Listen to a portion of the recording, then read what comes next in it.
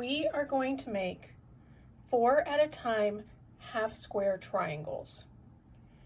Now, with 4 at a time, you will end up having to cut diagonally across the fabric, which will cut into the bias of the fabric. So it's really important that you start your fabrics prior to doing the 4 at a time method so that you don't end up stretching the fabric as you are sewing it.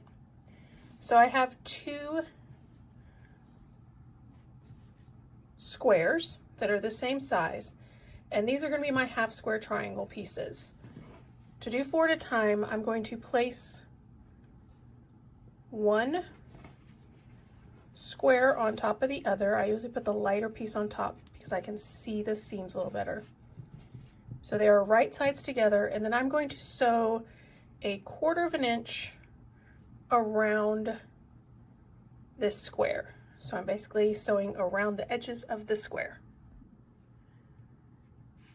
Okay, so I have sewn all around the 4 edges.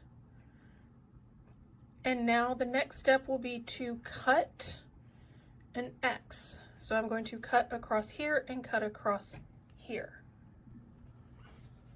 So I will line up where that corner is and where this corner is. And cut there. And then I will do the same going the other direction.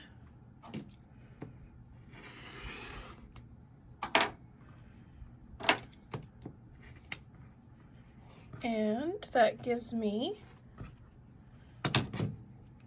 4 half square triangles. These are going to be pressed towards the dark side, and then I'm going to trim them to 3.5 by 3.5. Okay, so now they have been trimmed, and there you have it, 4 at a time half square triangles.